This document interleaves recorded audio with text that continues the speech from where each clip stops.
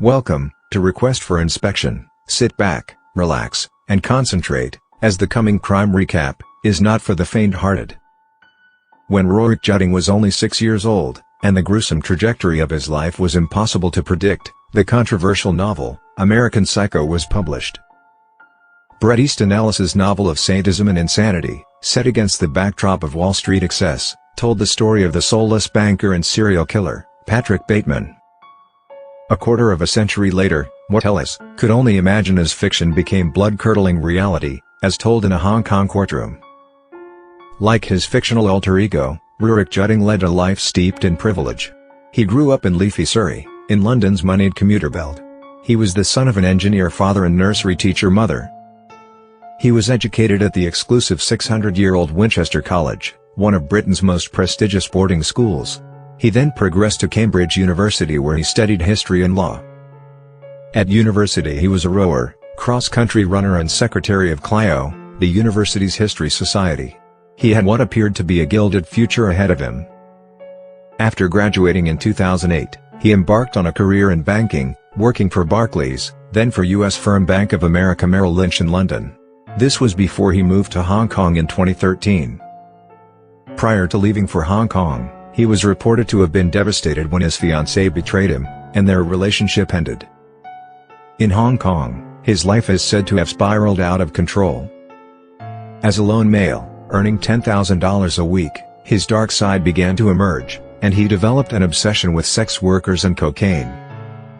This culminated in the rape, torture and murder of 2 young Indonesian prostitutes.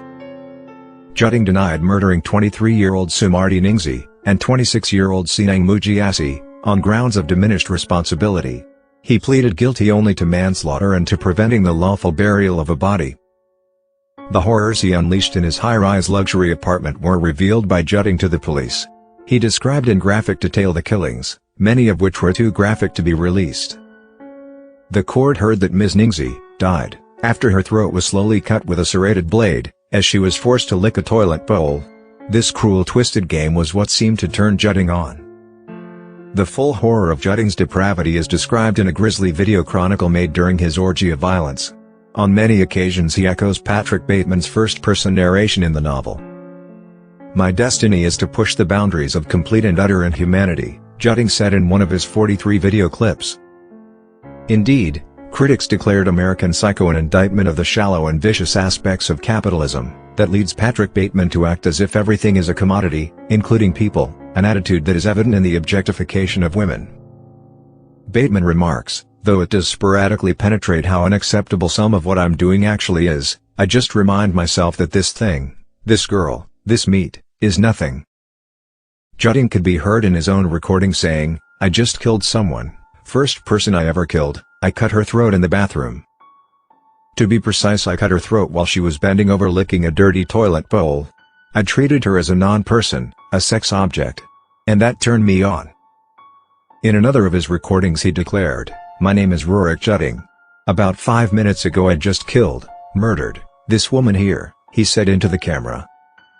"I've done a lot of coke," he says. "I've tortured her badly. 3 days of torture, rape and mentally brutalized," he says. "I've never seen anyone that scared." The frame then shifted to show Ms. Ningsi, 23, a single mother, lying face down on the floor of his bathroom. Speaking into his iPhone camera, he described how he raped and tortured her. "I cut her throat in the bathroom," he adds. "It's Monday night. I've held her captive since early Saturday. I've raped her repeatedly, I tortured her badly," he added. These grisly details paint a diabolical sadistic scene. Just how did Jutting's heinous crimes come to light? Incredibly, on the 1st of November 2014, it was Jutting himself, in the grip of his own cocaine paranoia, who called police to his high-end flat. Once the officers arrived at the posh apartment, they found prostitute Mujiasi, barely alive, with slashes to her throat and buttocks. She was pronounced dead shortly after. The officers then found the decomposing body of Ningsi, who was found stuffed inside a suitcase that was kept on the balcony of the apartment. The women had been tortured with sex toys, knives and sandpaper. If he hadn't been stopped, Jutting's next crime was already in the planning stage. He admitted in a harrowing video diary that one of his fantasies was to abduct schoolgirls from a top British public school. He said, they would be say, 15 years old, and I would basically turn these 3 girls into my sex slaves. It would be good to psychologically play them off against each other. The depravity of Jutting's mind came to full light in his own recordings. Jutting was found fit to plea after undergoing psychiatric assessment at the end of 2014. It was found that Jutting had quit his high-paying post at Merrill Lynch just a few days before the killings. He left an out-of-office voicemail message, in which he said, "For urgent inquiries, or indeed any inquiries, please contact someone who is not an insane psychopath.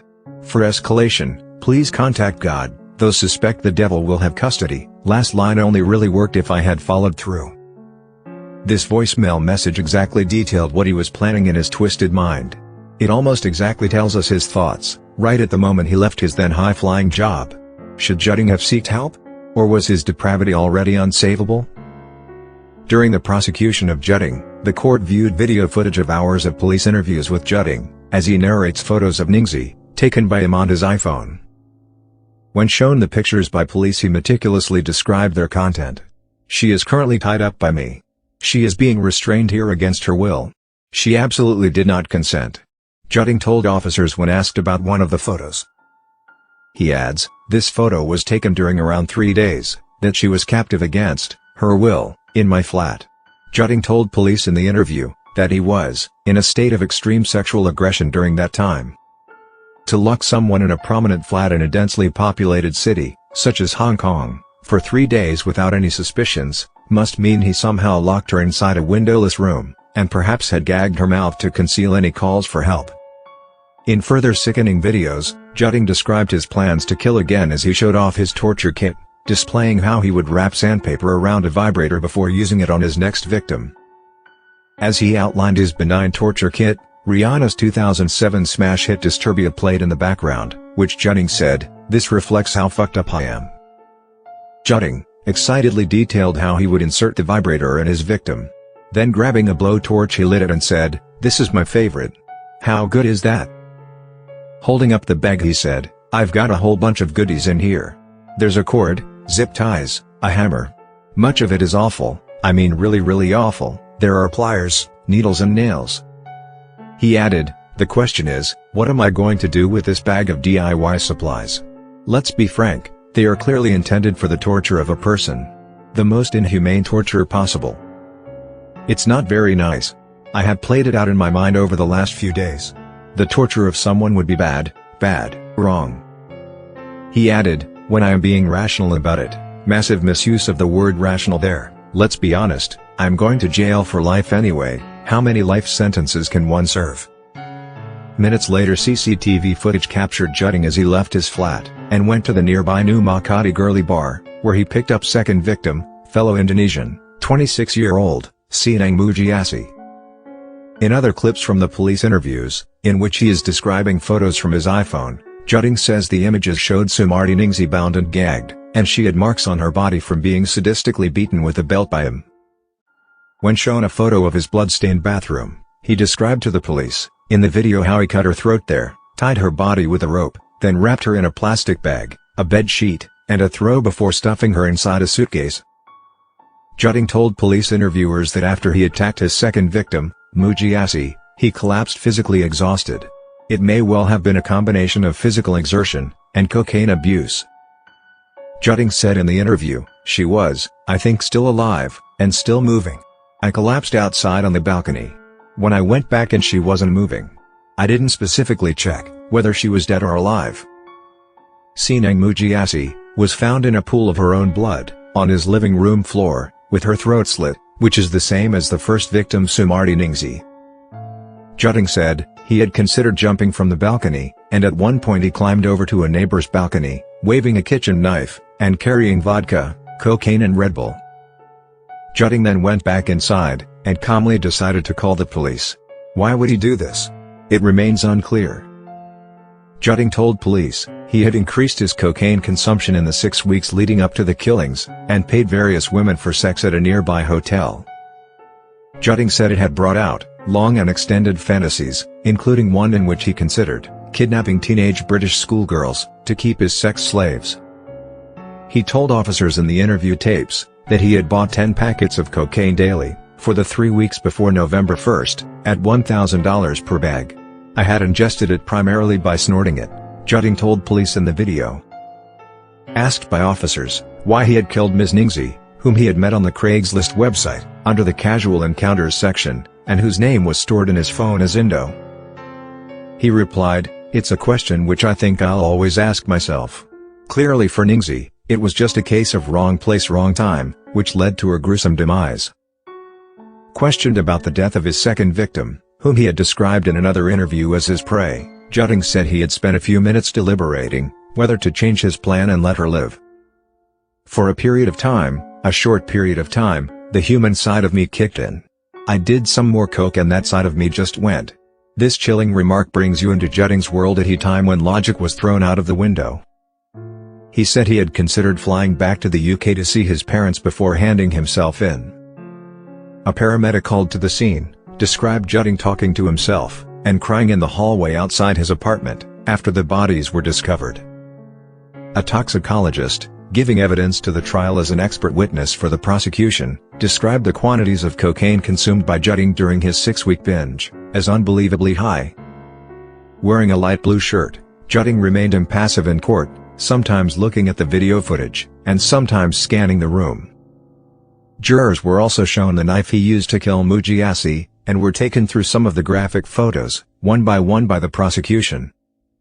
In November 2016, Rurik Jutting was found guilty by a Hong Kong High Court jury of the murders of Sumarti Ningsi and Sineng Mujiasi, and was then sentenced to life in prison.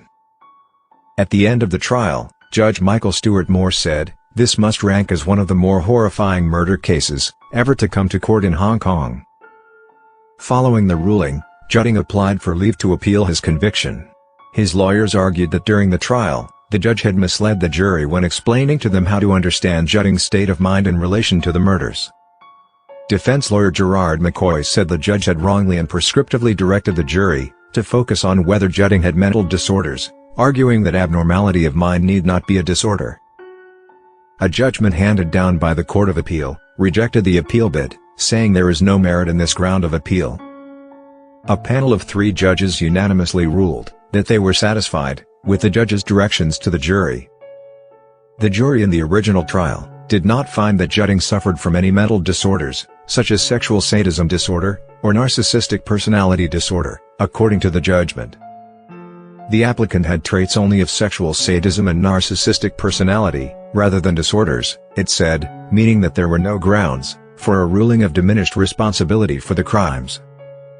Jutting's double murder trial shocked the world, as the horrific details of the killings emerged, the most incriminating of which came from iPhone footage shot by Jutting himself. Jutting chillingly told the police, "I realized how much I enjoyed that combination of alcohol and cocaine, and physical torture. It gave me a sense of enjoyment I'd never had with anything. I knew I would do it again." The only question that remains is, why did Rurik Jutting call the police and effectively hand himself over to law enforcement? Did he not learn anything from the real American Psycho? Or was there a final strand of sanity that remained in his sadistic mind, and that part of him knew he had to be stopped? Thanks for watching, subscribe to the channel, and come back for more gruesome crimes that shook the world.